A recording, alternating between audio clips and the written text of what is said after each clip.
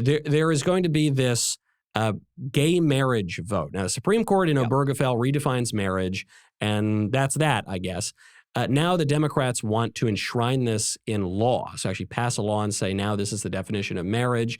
And some Republicans seem to be wanting to go along with this, possibly some Republican senators, some Republican candidates. I don't see any reason to do this. The Supreme Court has already spoken. It's just this is to the left of Barack Obama circa 2011. None of this is making sense to me. And I was looking at the numbers. Is this thing going to pass? So I don't know. And it is even worse than you described. So what we're hearing is that this is likely to be what's called the comeback vote next Monday. So Monday, typically when everyone flies back to D.C. for session, the first vote of the day is at 5:30 p.m. on a Monday, and that's late enough that even from the West Coast, you can fly in and get there in time to vote. That's called the comeback vote, and it's what brings everyone back to D.C. We're hearing this week that the comeback vote on Monday is going to be the vote on this bill. And there are a couple of components of this bill. Number one, it is responding to a made-up threat because, and we've talked about this at length, the Supreme Court majority in Dobbs explicitly said, not once, not twice, but 3 times, that the court was not going to revisit Obergefell. It was not going to revisit its decision on gay marriage. You have Clarence Thomas, who wrote one concurrence suggesting that, but the other 5 justices explicitly said, no, we're not going to. The third time, Justice Alito, writing for the majority, says, I don't know how to say this any more clearly.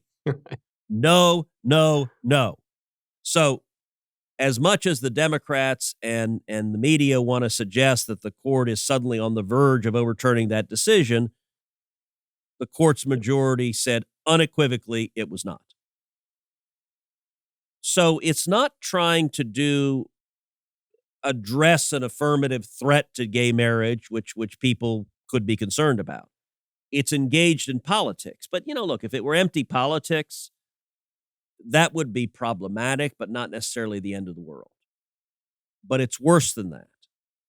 Because if this bill passes, it repeals the Federal Defense of Marriage Act, which Bill Clinton signed into law. It used to be Democrats would agree with defending marriage.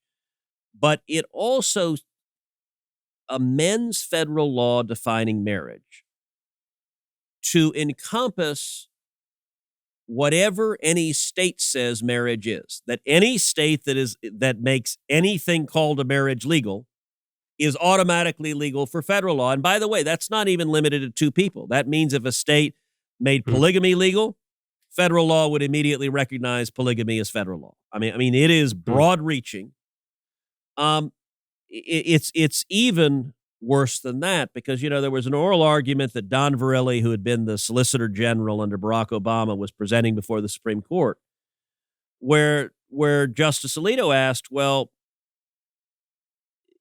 isn't the next step for the IRS to go after the 501c3 status of any institution that does not agree with gay marriage? And Verrilli admits, oh, yes, that is the next step.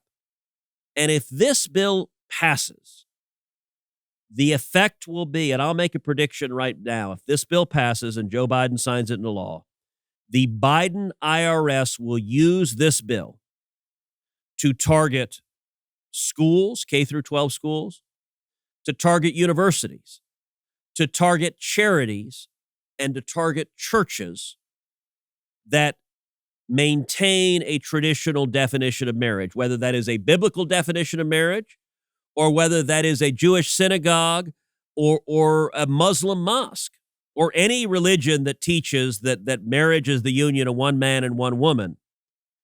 The Biden IRS, if this bill passes, will be empowered to go after them, to go to your church and say, unless you accept gay marriage, we are stripping you of your 501c3 tax status, which you want to talk about opening up a massive new front in the assault on religious liberty. This bill is about empowering the Biden IRS to target every church and school and university and charity in America that refuses to knuckle under to their view of gay marriage. I think it's incredibly dangerous. And yet, Michael, you asked me, is it going to pass?